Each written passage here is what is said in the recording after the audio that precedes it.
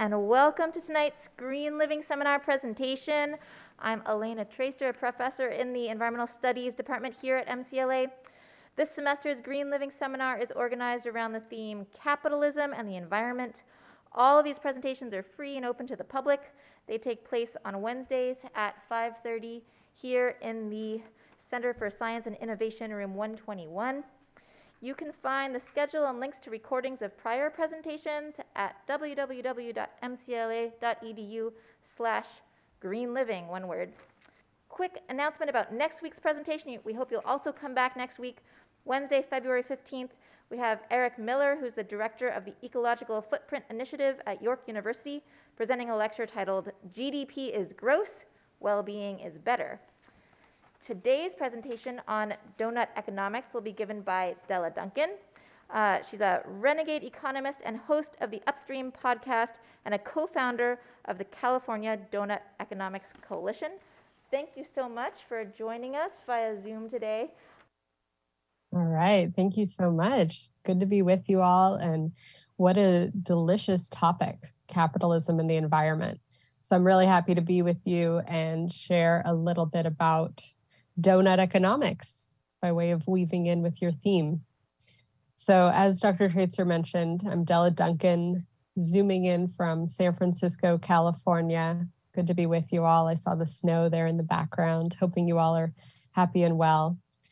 And yeah, as she mentioned, I do identify as a renegade economist.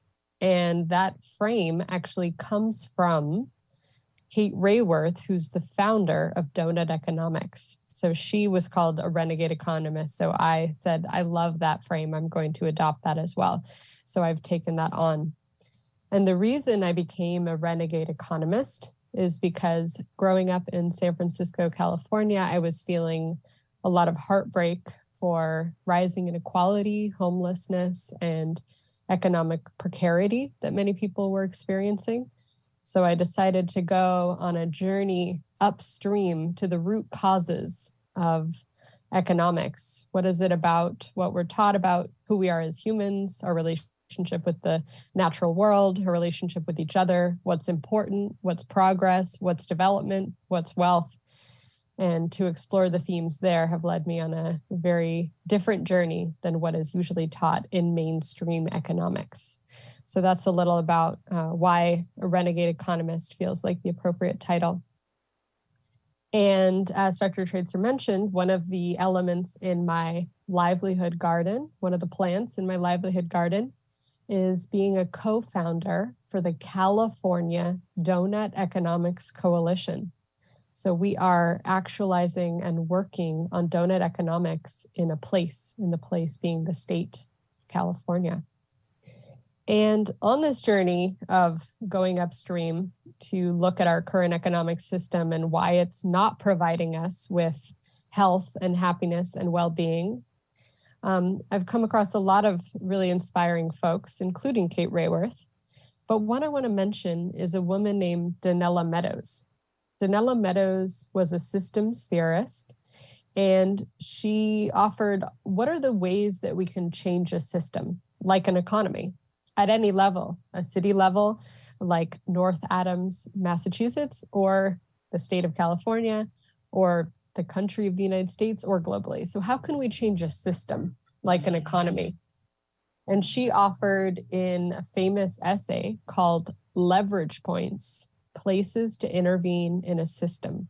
Leverage points, places to intervene in a system. Acupuncture points for systems change. There are 12 of them, and I'm not going to go over them, but the highest leverage points I think are important and relevant to this conversation today and all of the presentations you'll be receiving in your seminar. So in this essay, Leverage Points, Places to Intervene in a System, Danella Meadows ranks leverage points to change a system in order of effectiveness.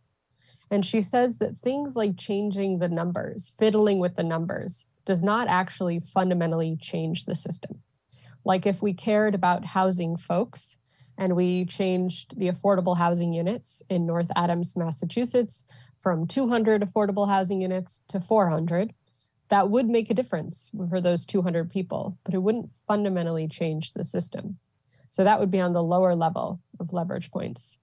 But she says the highest leverage points, the highest way that we can intervene in a system like an economy, the third highest from the top is changing the goal of the system, changing the goal of the system. So we start there with what is the goal of our current economic system, whether it's locally, again, statewide, nationally, or internationally. And unfortunately, right now, the goal of mainstream economics is the growth of GDP, which I know you'll hear about more next week. So the growth of the total exchange of goods and services. And that is seen as the goal of an economy, the measurement or the indicator of its health or its success or its well-being. I remember my brother turned to me once when I was knitting and he said, "Why are you knitting, Della? Don't you know that's bad for the economy?" And he wasn't wrong. It would be better for the economy in the traditional sense to drive to a Walmart and buy a sweater that's made in Sri Lanka with sweatshop labor than to knit one myself.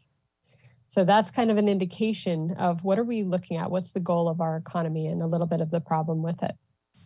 So the Doughnut Economics model changes the goal of the economy from growth of gross domestic product to the happiness or the thriving of people and the planet. Let us change the goal of our economies to an economy where people, all of us, have our needs met, our needs for water, education, healthcare, income, participation, voice, but we also stay within the needs of the planet, because we recognize that right now we are reaching the planet's carrying capacity. We are pushing the planet beyond its ability to stay in its current state. So what if the goals of our economies were to stay within the needs of the planet, but also to meet all human needs equitably? So that's the leverage point of changing the goal in regards to Doughnut Economics. The second highest leverage point in Danella Meadows mapping is changing the paradigm or the worldview, the belief structure, the system that we're thinking about. In the book Zen and the Art of Motorcycle Maintenance, Robert Pirsig, the author, says, if you destroy a dictatorship, but you don't destroy the quality of thinking that created it, a new one will simply pop up in its place. If you destroy a factory, but you don't destroy the quality of thinking that created it, a new one will simply pop up in its place. So a deeper question is, what is it about the ways that we're thinking about ourselves, about our relationship with nature, and about what is the economy that is leading us to the problems we're facing today, leading us to environmental degradation, biodiversity loss, ocean acidification, pollution, but also precariousness, homelessness, divisions, suicide, mental health crises. What is it about the ways that we're thinking about ourselves and each other and the economy that are not providing us with health and happiness and well-being? So the Doughnut, too, provides other ways of thinking about economics and our work together and who we are as humans that fundamentally changes our economic system. One example of this is that Kate Raworth, again, the root teacher of Doughnut Economics, she wrote a book called Doughnut Economics, 7 Ways to Think Like a 21st Century Economist. And the reason why she says a 21st century economist is because she's going to the root of the word economics, which you might know comes from Greek, oikos, nomos. Oikos, economics, nomos, nomics, which is the management of the home, the management of the home. So at first, when economics, the discipline, was birthed in Greece, it was the management of the familial home, the domestic home. But then it came to be the nation state home, the country home, the management of that home. And Kate Raworth and many others are saying 21st century economics is the management of our planetary home, that we are recognizing how economies don't just stay within their borders or their boundaries. They stretch out, they impact one another. So 21st century economics must be about managing our collective home, our planetary home. And who's responsible for that? not just a group of folks who are economists, but all of us.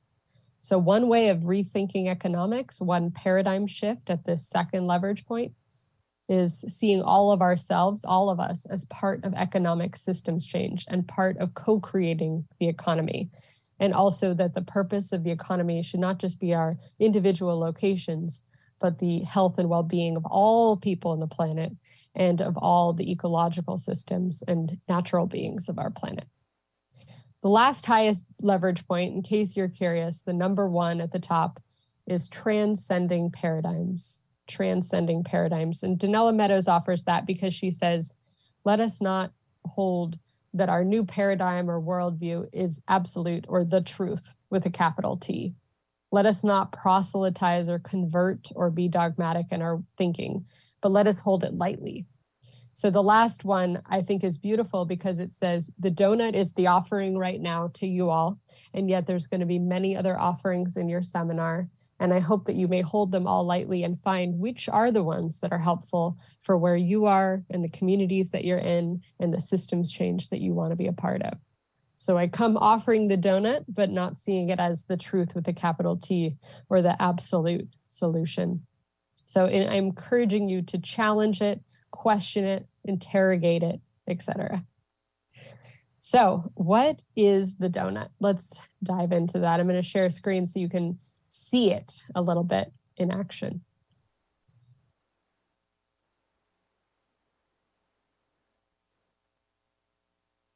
All right.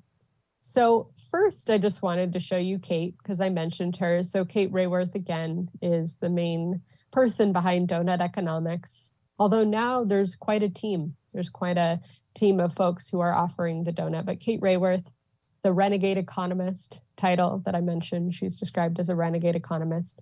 And again, her book, which is very helpful for this talk, if you're interested to learn more, is Doughnut Economics, 7 Ways to Think Like a 21st Century Economist.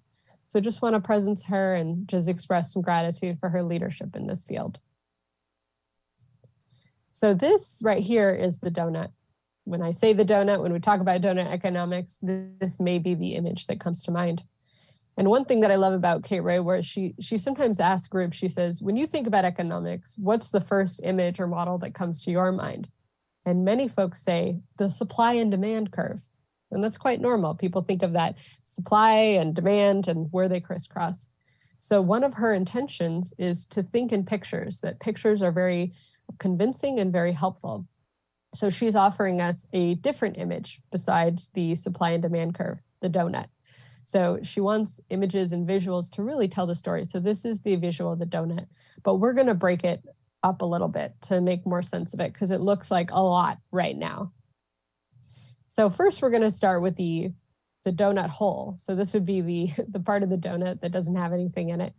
This is what Kate calls the social foundation. Okay, these come from the Sustainable Development Goals from the United Nations. So this is what I was talking about when I said, what if the goal of the economy was to meet human needs and stay within the needs of the planet? So this part is the meeting of human needs. So again, we may take North Adams, Massachusetts, where you all are right now, and we might look at how is your city, town doing at water? Does everyone have access to clean, safe drinking water? Does everyone have access to quality food that they need to provide sustenance, to provide nourishment? What about their health needs? Are they taken care of? Their educational needs, ability to work? Do they feel that there's peace and justice and it's adequate in their community, in your community? Political voice, social equity, gender equality, housing, networks, access to energy, etc. So you all might do an assessment, find the data points to assess how is North Adams, Massachusetts doing at the meeting of the human needs where we are? And the shortfall point says that you might scratch this in here and you might say, actually, not everyone has access to enough food. So we have a shortfall there. Maybe in terms of education, there's plenty of opportunities. They're accessible and easeful for people to access. Okay, so you're in abundance or sufficiency in that category. So this is the social foundation. And the goal here again is to reach that social foundation to say that folks in our community are able to meet their human needs. The other part of the donut, though, is that meeting of human needs within consideration of the needs of the planet. So this is called the ecological ceiling. This is the outer rim of the donut. So these here are the 9 planetary boundaries, and they come from the Stockholm Resilience Center, And what they are a noticing from the scientists at the Stockholm Resilience Center that our planet can withstand, can have some impact in these areas without changing its state. However, there are certain tipping points. That's why they're called boundaries, that if we go beyond certain carrying capacities or certain levels, it can dramatically affect the health and well-being of our planet and possibly tip us into alternate states. So how much climate change, how much ocean acidification, how much chemical pollution, how much air pollution, etc. Again, our planet can withstand some changes, some variation, some impact, but there is a point, there is a boundary. And that's where this line of overshoot is. So this is at the planetary level. However, the work of Doughnut Economics is also to contextualize this in place. So it can be different sizes of systems. So this may be, you might be looking at this thinking the global, the planetary, but you also could look again at North Adams and saying, how is North Adams doing in relation to our contribution to ocean acidification? How is North Adams doing in relation to our impact on climate change? Okay, so there are people in places, including the California Doughnut Economics, that are saying, let's bring this to a particular scale of our place so we can assess our own impact and how we're doing at meeting our needs and how we're doing it overshooting the boundaries. So again, this is it put back together with the social foundation and the ecological ceiling. And so the donut part, if you imagine some sprinkles here, the donut part is the safe and just space for humanity, the safe and just space for humanity. So it is the new goal of the economy. What if the goal of your economy, of North Adams or of Massachusetts or of the United States, was to get us within the safe and just space for humanity, where we've met the human needs and we're staying within the ecological needs of our places?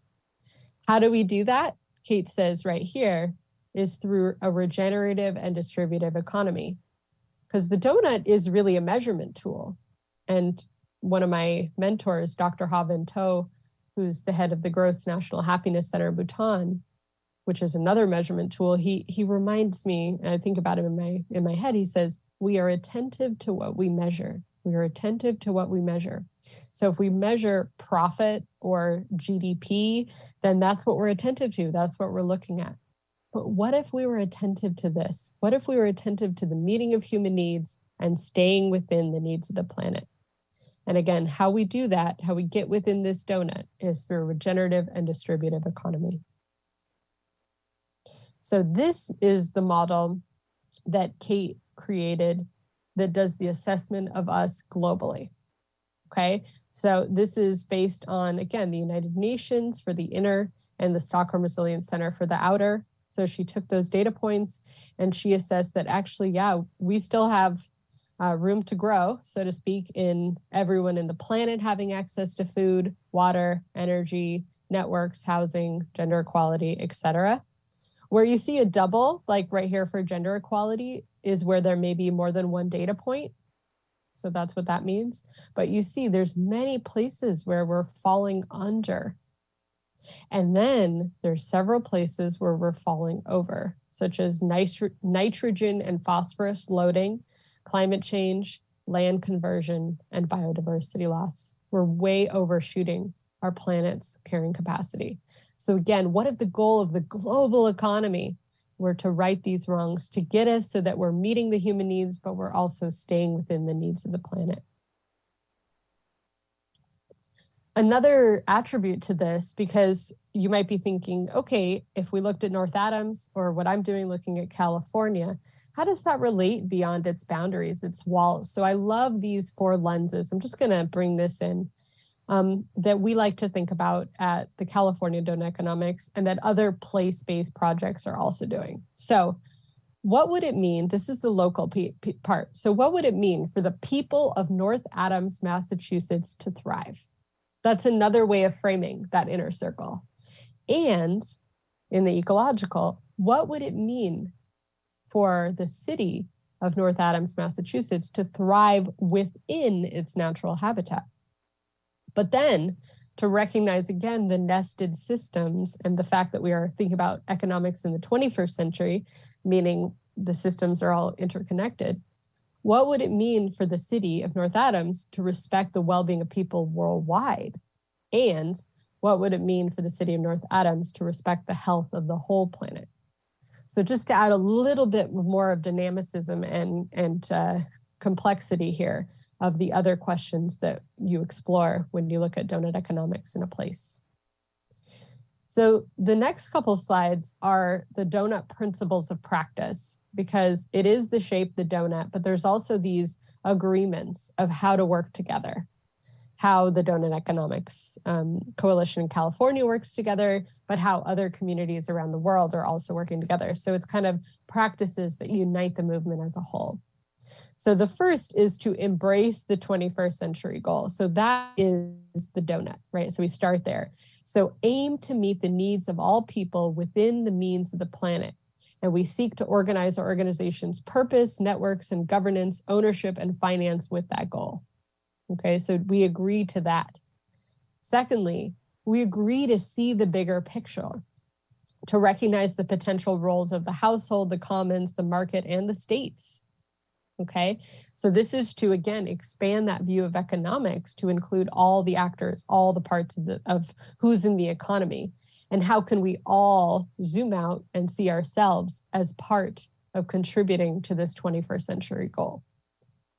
The next one is nurture human nature. So promote diversity, participation, collaboration, and reciprocity.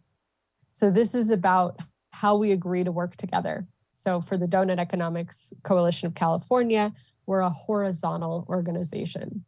We don't want to replicate the hierarchical, lack of transparent, lack of democracy organizations that are not serving our health and well-being of people on the planet. So instead, how do we promote diversity, participation, collaboration, and reciprocity in our organization and in the movement?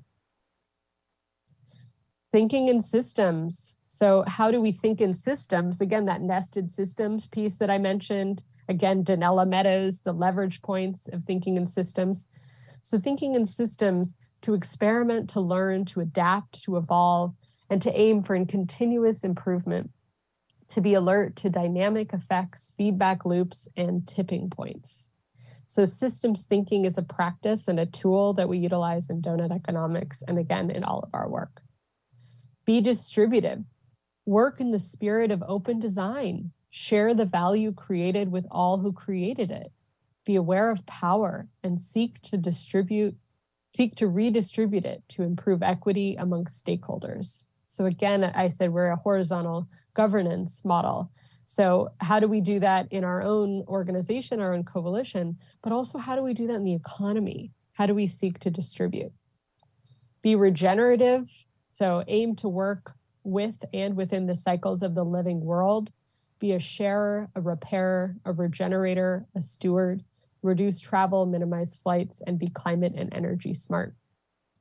So one way that Kate Raworth talks about this is Doughnut Economics pro-growth? Is it pro-green growth? Is it degrowth? And Kate says, no, it's growth agnostic. Growth agnostic. Growth becomes a means to an end, meaning to get us within the donut, but it is no longer the goal. So there may be some places, some communities that need growth in certain ways, but growth is no longer an end goal. It is instead a means to an end. So to be regenerative is part of that. To be regenerative instead of growth focused is to be growth agnostic. Aim to thrive rather than grow. That's just what I was talking about. Don't let growth become a goal in itself. Know when to let the work spread out via others rather than scale up in size. And then finally, be strategic in practice. Go where the energy is, but always ask whose voice is left out. Balance openness with integrity so that the work spreads without capture. Share back learning and innovation to unleash the power of peer-to-peer inspiration. So again, we're really trying to model and embody the regenerative and distributive economy that will help us get within the donut. This is what the front page of the website for the California Doughnut Economics Coalition looks like. And you can see our purpose is to create a California where people and planet thrive together. And we have our link right here if you wanted to check that out. But we are currently all volunteers. We are currently focusing on getting that donut portrait, or sometimes called the donut selfie, for California done. So we're trying to find the data points that make sense for the state of California. That's what we're currently working on. But then the second thing we're going to do is start sharing out more about the donut, start sharing the donut portrait, and start really building partnerships so that people can see how are they connected with getting us within the donut, with helping whatever ecological needs we're overshooting, and also helping with whatever human needs we're undershooting or we're not reaching yet. And the other thing we'll be doing in the next year, not this year, but next year, is looking for pilot cities. So we're looking at which cities might want to become donut cities in California. So creating partnerships with organizations, with local governments and other policymakers. How can different cities in California get within the donut as well as within the state as a whole? As I mentioned, California Doughnut Economics Coalition is simply one member of a huge community. And this is that community of practice that are all agreeing to those principles that I went over. So this is the DEAL community. DEAL is standing for Doughnut Economics Action Lab, because it's really a community of practice and of learning together. And here's the website again, doughuteconomics.org. So any of you can become a member, and there's free tools, stories, workshops all about doughnut economics. But there's also different groups, different networks, and different pilot sites, different projects that are happening. So this includes members, events, stories, networks, cities, and regions. And this really changes so often. So this is just what I took today, and I'm sure that tomorrow it will be different. So it's definitely a really dynamic, ever-changing community with lots of people just trying to make sense of the donut in place and trying to make it even better and better. So my invitations for you, and then I'm going to stop and hear what you are thinking and feeling and what questions are coming up for you. My first invitation for you is to develop your own indicators of success. So as I said, we are attentive to what we measure. We are attentive to what we measure. So unfortunately, in the mainstream sense, we take on this GDP addiction in all areas of our life. As individuals, we sometimes look at how much money am I making is my success, or how much wealth I have is my success. For a business, it's how much profit there is, or the growth of that company. And then for our economies, like a city or a state or a country, how they're doing by way of gross domestic product.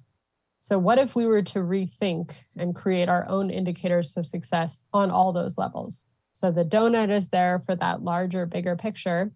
But then what about for businesses and organizations? What if we rethought what success looked like there? What are the other indicators that we might bring in there? But then for yourselves, so what are your own indicators of success? How are you measuring your own health and happiness, and how might you create those? Because again, we are attentive to what we measure. Second invitation, read Doughnut Economics, 7 Ways to Think Like a 21st Century Economist. makes a great book club book. It's a fun one and really interesting. Again, invitations to rethink economics. Really a powerful book of our time. Join the Doughnut Economics Action Lab community. So that was that map that I showed with all the dots. So again, doughuteconomics.org. But again, you can join without any intention of creating a project or joining a project, but just being a part of the community. Again, it's a learning community. It's free to join, and it's really just a very dynamic community. And then volunteer with the California Doughnut Economics Coalition. And there's our site again. So again, we are based in California, but we have had volunteers from all over the country. So if you're someone who thinks, I'd love to help with the data mapping and creating a portrait of California, or I'd love to see how one might talk to a local government about how to get the donut as part of a Doughnut City initiative. We totally welcome you as a volunteer. So you can go to that and check out more there. And then the last one is to start your own donut project. So I don't think there is a North Adams donut project, yes, but there could be, if anyone has any interest in that. I wrote this article, again, free article on shareable.org, how to implement doughnut economics in your community. So it's just a way of how we started California Doughnut Economics, but I just offer that in case this is inspiring to you and in case you're thinking, yeah, the folks in my city or my town or where I'm from might be interested in being a part of this initiative as well. So I'm gonna stop sharing there, and I really welcome what resonated, what you connected with, what questions you have, or what you totally disagree with. Again, feel free to interrogate and question. That is welcome too. So thank you. So I invite questions from the audience. If anyone wants to follow up on anything they've heard. I also always have a few of my own. So until I see a hand here, I will throw out my first question is, I think that the talk that Kate Raworth gave and some of the publicity around this it's only been, I think, a couple of years. And I'm curious, you show the picture of the all the communities that sort of have a Doughnut Economics Coalition in them. I'm curious, any more insight you can share about just sort of the growth and direction of this movement that seems to have sprung up over the past couple of years? Any other kind of insights about where people seem to be going with this idea of Doughnut economics? Yeah. So I'll share one case study that is a little different than ours, but also really interesting, is that the city of Amsterdam has become a donut city. And I'd say they're very far along, maybe the furthest along yet. But like I said, things change so often. But they went a different route where it was actually their city officials that adopted the donut and then kind of like proposed it as a citywide thing. And now they've gotten, groups and the city government and local leaders to be involved in the measuring and then the working towards, meeting the needs of the humans within the needs of the planet there. And I say that because we in the California Doughnut Economics Coalition, we're all volunteers who are outside of government. So we're more doing it outside, and then we hope to work with and bring it towards local officials and also statewide folks. There's also a group in Vermont, a group in Florida, London. So like different scales, different sizes. Kate Raworth in her own teaching, and she's been become very popular, invited to many things. I know that the Biden transition team invited Kate Raworth to give a presentation as Biden entered office. That was really exciting, although I don't think anything happened that I know of, but probably things working behind the curtains.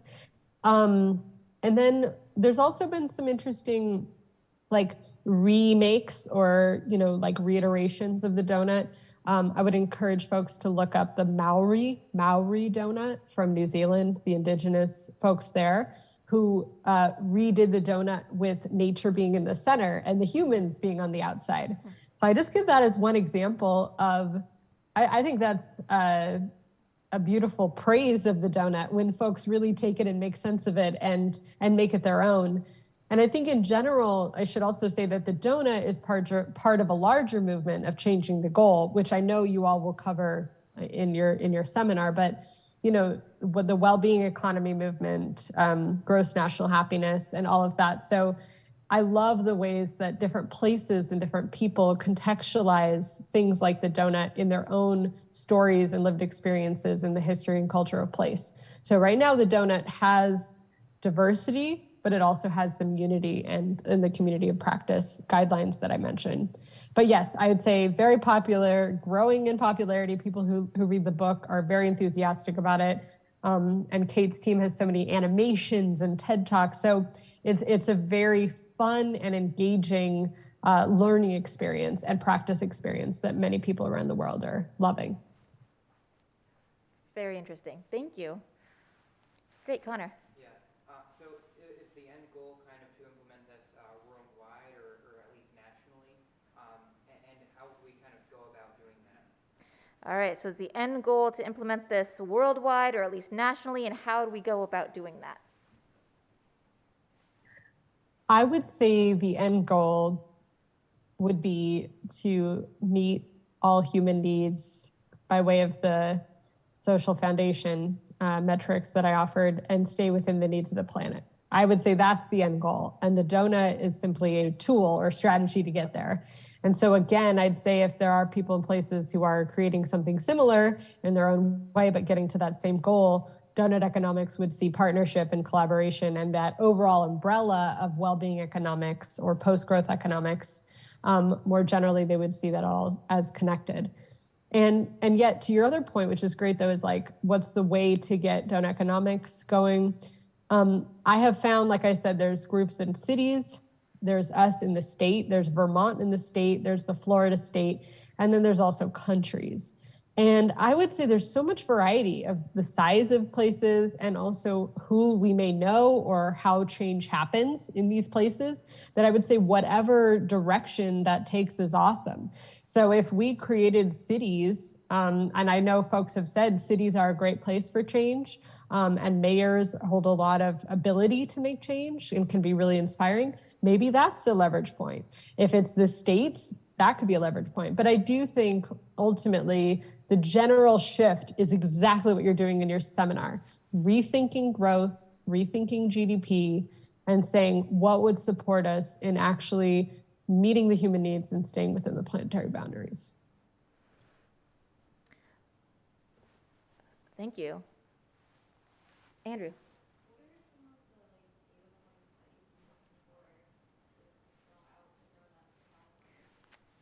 I wonder the same thing. What are some of the data points that you're looking to using to draw out that selfie for the California donut?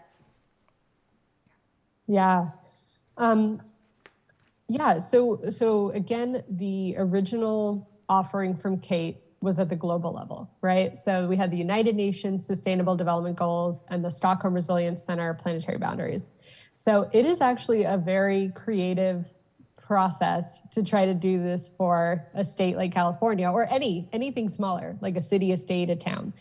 So what we try to do is we look at like what is being used at the global scale. So like biodiversity loss is like extinction of animals or aerosol loading, like parts per million emitted of aerosol into the atmosphere, things like that. Or, how many folks don't know where their next meal is coming from, right? So we try to look at what are the ones that are being used at the global level, and then we try to see, could we find that for California? And if not, what could we find that's similar? And we also try to reimagine it too. Like, what does inadequate access to education mean really? Let's say we have plenty of universities in California, but they're all prohibitively expensive, right? So then might we add something around accessibility, right? Or what does income and work mean if so many people who work feel precariously employed or, are part of the gig economy, right? So it is a very interesting, sometimes challenging process. but we do it as a group. We take each one, we go off and try to find what are the data points for each one. We come back. Again, we look at these different things like what's comparable, what do we resonate with, and we want to try to find the good enough for now, safe enough to try. And then our next step before we kind of release our donut selfie is we're going to partner with like organizations that are really leaders in those data points. Like, okay, we're going to use like how many Californians don't know where their next meal is coming from. Is that the most appropriate data point? And we're going to ask and kind of verify, and ideally even work with universities too in California to figure that out too. So I'd say it's an ongoing process. It's certainly challenging, but I do think there are ways that we can at least show a snapshot. Like we can even get a sense, like I know that not enough Californians have access to housing because I'm in San Francisco and there's so many houseless people, like literally within several blocks from me. So I know this is an epidemic. So what is good enough for now of a data point that can show what's going on so that it could at least mobilize and inspire us to get within the donut? Thank you. So I'm going to throw another question out based on our conversations with this group earlier today and previous days. We're located in sort of a rural part of Massachusetts here, the western end, where the cities are pretty small. And so some of the conversations we've had is, what are some of the challenges and maybe advantages of thinking about this, in San Francisco, in the state of California, when we're often looking at, the town level here in our region. How do you even work at the scale of a city as large as San Francisco or the state of California? Yeah. Well, I would say one of the benefits to having such a smaller scale where you are is I think it might be easier to get in contact with some government officials. But I also want to say that it's come up in our group that this idea of like going to government officials so that they adopt the donut is just one way, right? That doesn't have to be the way. There's actually communities with very thriving civic life, like organizations and community groups and things like that. So it doesn't have to be through that end. So I would actually say a smaller size could be very helpful and very useful. On the other hand, for California, there are a lot of data points available. There are a lot of researchers, research institutions, and actually a lot of care for the environment too. So like ocean acidification and aerosol loading and all those things. There are folks who are caring about that in California. How are we doing, and trying to measure that there. So yeah, I would say pros and cons are like, what's the pathway that you want to get the donut adopted? Size may be beneficial or not. I'm in San Francisco. I'd love San Francisco to be a donut city. I've written the mayor personally. I haven't gotten a response, but I've tried. If anyone invites me or introduces me to the mayor, I'd be happy to share, so. But we are, like I said, we're still building the portrait, which we find it'll be more helpful when we have a portrait to then reach out to folks like mayors or city or state government. So I would say y'all could absolutely do it. It would just be interesting to get together and to ask, how could we do it? Because maybe there's some resources or communications, connections, maybe even with your school that could be useful. So yeah, there's many pathways available. You mentioned that the Doughnut Economics was sort of part of the post-growth economics movement. And I'm curious your take if you see indications that this is becoming more mainstream, acceptable to political leaders. What's your take on sort of the post-growth economics movement? Yeah, well, I know that Danella Meadows was a part of that Limits to Growth paper that I believe was in the 1970s. So it was a while back that folks were trying to say, hey, we are approaching the limits to growth. We are recognizing that there is already ecological impact of our economic system. So I don't think it's new to question growth, and actually that's been quite mainstream. But I think indicators that you all are even having the course that you're having, where you have a title of GDP is yucky, or something like that, which I love, for next week. That tells me, that's very exciting and inspiring to me. And what's also inspiring to me is that there are some books like Jason Hickel's book, Less is More, How Degrowth Will Save the World, as well as a book on degrowth, I think in Japan, that are just completely taking off. And that's degrowth. That's not even post-growth. So degrowth is saying in some places, and this could actually be very connected with the donut. And in fact, Jason Hickel and Kate are good friends, but in some places we may need to degrow. And that degrowth doesn't have to be this scary, awful thing, that it actually can be even more beneficial and have us more thriving and more relationships, more community. For example, one degrowth principle is moving to the 4-day work week instead of the 5-day work week. A lot of people would say, wow, there's so much benefit to moving to the 4-day work week. It also includes things like having a right to repair objects instead of them breaking, ending planned obsolescence, for example. So I'm just adding that, even though maybe what could be seen as even more extreme, degrowth is taking off in popularity. So post-growth as this umbrella, I think really is coming more into recognition of there are limits to growth. Our current economic system is unsustainable. It's not regenerative. There are other alternatives. They are possible. And there's excitement and enthusiasm about it. So I would absolutely say the post-growth world is definitely something people are turning towards and excited about. Excellent. Oh, we've got another one. Connell. So I really resonated with how you talked about transcending paradigms. So I'm curious as to how Doughnut Economics has been integrated into politics while still being able to transcend paradigms, since politics and paradigms today especially seem to be so hand in hand. Whoa, okay. So interested in the idea of transcending paradigms, and how has Doughnut Economics been integrated into sort of political, governmental work while still sort of transcending a paradigm? Yeah, I mean, I would say that there are many ways that I'm inspired that the donut transcends paradigms or challenges paradigms. One is that Kate herself is not typically invited into economic circles or seen as an authentic economist. And I think that's shifting. Even her being a renegade economist is shifting, and her being invited into political groups like in Amsterdam or the Biden transition team, that's super exciting. And the way that she's really inviting folks to rethink economics is inspiring. How or whether that's working with politically, again, I can't speak to the Biden piece because I don't know what happened after the initial presentation. I think that there was a presentation is helpful and awesome.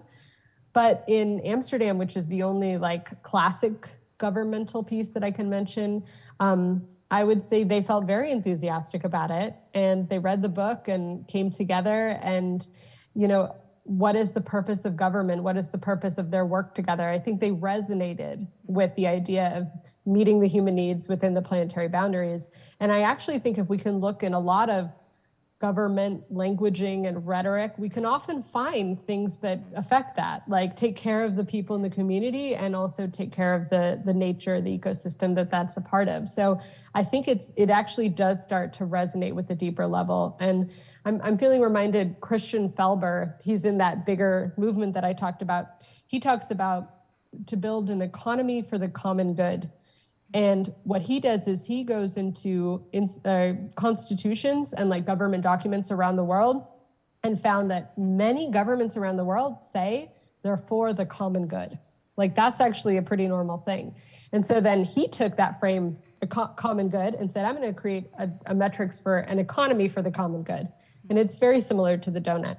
So I'm just saying, I do think there's actually a lot of resonance, and even why folks try to get involved in political office in general. But maybe what they haven't had yet is this thing around the metrics, right? Because I think politicians, unfortunately, if they have to think about that being reelected or moving to that next level, they have to think about how they're doing, right? Their report card. And unfortunately, right now, if it's just GDP and GDP growth, right, or layoffs, right, like those like traditional metrics of economics, that's not very holistic, and they might be afraid. And so then they'll turn towards neoliberal policies that boost GDP, but not the health of the people on the planet. So I think by offering alternative metrics like the economy for the common good or the donut or gross national happiness, you change the metrics to something they can show. Like, what if a politician could now show, like, we helped access to education reach the social foundation, or we brought the city of Boston back into the ecological ceiling for carbon emissions. Those are metrics that a politician, I think, could get behind and people could be inspired about. Super. Yeah, Connor. Yeah, so my question is kind of, I guess this is more of a critique. The Doughnut Economics seems kind of focused on the West, the Western world. So how about the Global South? Specifically, how can we really expect them to adopt these economic policies when they're still trying to grow themselves? And the West has already grown. We've already seen industrialization, and we've seen various booms in wealth and in literacy and other factors which are often attributed by economists to the so-called the liberal economic order. So how can we expect the Global South to move away from this model and towards a more sustainable one when I don't know, it just seems asking it's asking too much. So is it asking too much of, say, the Global South? Is this focused on sort of the Western world that's already industrialized and benefited from the liberal economic order? Does this model apply? Is it equitable for application to the Global South? Great question. So what Kate Rayworth would say is, if we go back to that donut, I'm just going to share screen one more time. If we go back to that donut, this one right here, there is no country in the world that has met the social foundations and is staying within their ecological ceiling. So Kate reframes Global North, Global South, and actually says there is no developed country. There are no developed countries by way of the donut. There are no countries that have met human needs and stayed within the ecological needs of the planet. So the donut is for every country. And again, I said the donut is growth agnostic, meaning you might take a place that has way below access to sanitation or healthcare or water, then they will need to grow their economy to meet the social foundation. And if they do that in consideration with the ecological ceiling, awesome. And sometimes that's called leapfrogging. Like, there's ways to adopt regenerative and sustainable practices now, so they don't have to go through the fossil fuel ways or the traditional mainstream economic ways of development now. Like, they can benefit from the innovations, the regenerative innovations that we have. So yeah, Kate would say there is no developed country. This really is for every country. But I also appreciate the question for these four lenses, because particularly in California, we have a very large economy, and there are ways that we go far beyond our own ecological footprint, so to speak. Like, for example, growing almonds take so much water, right? So we are actually sucking water from other states to grow the almonds that we need. Now, then we also export the almonds, so it's very complex. But even just asking, not just what does it mean to have a thriving California and have thriving Californians, but what does it also mean for California to respect the health of the planet and the well-being of people worldwide? And so I would actually bring in again Jason Hickel, who wrote this book, Less is More. He also wrote a book called The Divide, where he actually says, who developed who? And he says that the global north is not actually developing the global south, but the global south developed the global north by way of extraction and labor and resources. And so then he offers ways that global North folks can really support the development of the global South beyond the donut, which would include debt jubilees for the global South so that they don't have to pressure their economies to pay back debt that was usually incurred by past dictators or governments that are even in cahoots with the US government. But also a global minimum wage could be supportive as well. And then really advocating for ethical, local, sustainable supply chains around the world. So I think it's an excellent question and definitely one to continue to explore. But I think all economies could be donut economies.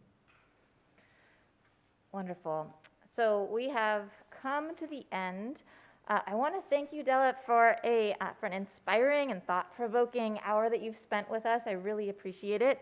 Thank you all to the audience for coming and for your excellent questions. Please come back again next week. Thank you.